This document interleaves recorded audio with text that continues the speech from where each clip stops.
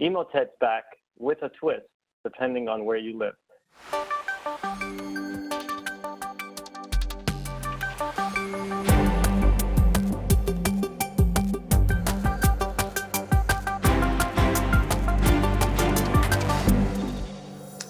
George, I understand our friends from TA542 are back. Yeah. So thanks, John. So yeah, they took a break, right, for about 5 months, I guess it was, this year, and they just came back in July. It appears that July 17th seems to be one of the first times they've seen the campaign begin. Proofpoint has been watching this. They're seeing about 1 million emails per day coming in that match the footprint on this campaign. There are a few tweaks to what the usual messages are. Nothing major, but there are some tweaks enough to write it up on. There are some specific times that they're sending them now. It looks like they start between 1 a.m. And 5 a.m. Eastern time, which is interesting. They're using, again, the same, PDF attachments, macros, the usual, click URL, clickbait links. So a lot of that kind of is similar.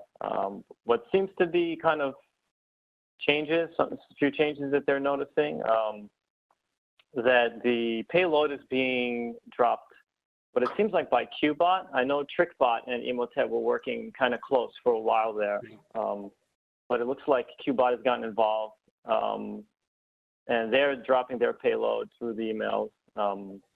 They list in the article a few of the actual, I guess the campaign words, the partner 01 payload, and then the QBot affiliate, which is HHHXX. That was seen back last year. They're also sending some of the attachments, and some of these emails are actually benign attachments, and some of them are malicious ones. So I find that that's interesting. I guess some of the alarming is catching some benign stuff, and it's mixing in some malicious attachments with that. There are a few bugs in the code that they found, like some empty macros, some placeholders. One of the things that I find interesting is now that they're actually, and I think they've been doing this before, but more so in this case, maybe because of the work from home situation, that they're using language, and they're actually able to translate the email based on the geolocation, which, I know in the past they would, sometimes they would just spray out a language and hope that it hits a few people, but it looks like they're using geolocation now to get the language correct. It's always been kind of the trick we always tell people: look for typos and grammar and spelling, and I suspect they're getting better at that too. Yeah. I mean, and the fact that they're probably automating it probably means they have quite a bit of data already on the world, right? Which is scary. So they've already amassed all of this data, and they probably know, all right, we can send it in this direction, so we know how to flip it here, we know how to flip it there. As this gets, in my experience, I have seen the campaigns, and it's not just Emotet, but they all kind of seem to mesh into a similar, behavior, right? All the fileless type of malware, and they do seem to be slightly improving or modifying themselves in a way to be not seen by certain controls and seen by other controls. So it's quite interesting to see them morph. It's getting harder and harder to tell who's what or what's what, because they all kind of take pieces from each other, and some of them roll their own. But in this case, the new Emotet that's out now, this with these slightly modified ones, they're also saying that they're finding them injecting themselves into conversation threads, which I know that's also based on data that they've gotten back from users. Exactly how, I don't know. But the scary thing about injecting into an email conversation is that it could also mean that they're already inside of a network, which is scary. They could have a compromised host where they're looking through emails and they can kind of see the kind of conversations that go on, and based on that email box, they can push out, to the rest of the company, kind of kind of stick themselves into a thread. And, everybody's email now. Well, that's like a 1990s quote. Not that everybody's email now. It's just that everybody's so working from home, and the only real way to communicate is either through chat or email. So I feel like there's a lot more emails coming in. People are clicking a lot more stuff because this is how we are communicating right now for the most part. There's probably a little more carelessness because we're trying to get more work done without being face-to-face. So you have less time to kind of look over the email, and every Excel spreadsheet attachment looks the same to some people, even though the naming is different. But yeah, so it's quite a bit of, interesting twists on this Emotet. I think a couple points, George. I think the usage of the language local, you said even though they're using the based on language local, I guess within the article itself, what they said, based on the region, they're actually serving the different types of spamming. For example, in case of, I think, Asia Pac region, especially, I think, targeting Japanese speaking people, about crypto mining. I guess that's a hot topic in Japanese speaking language area. And I guess I also seen an email, a spam email, basically targeting Indian people with the Hindi-based language theme. So actually, they're kind of picking up the topics of the actually region and the tailoring based on that topic. That's I think it's more actually kind of focused and localized to the region they're trying to target. So that's crazy. Subtle, that's subtle change. And also, as you pointed out, actually, Emotet always moved from one threat to another threat, right? It's always been a blended threat. We've seen with your Snave, then moved on to, I think with what's that, TrickBot, then we moved on to QBot now. Yeah. So I guess the move might be, I think a few weeks ago, there was some researchers basically figured out a way to thwart this Emotet threat, and he put in some countermeasures, and there was a specifically drop in traffic.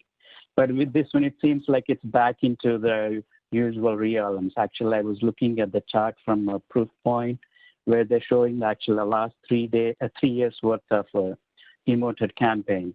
There was basically, as George pointed out, I think 500 to 500 months of lull period. But again, I think it's backing up to the usual levels. I also keep thinking about what do you tell people?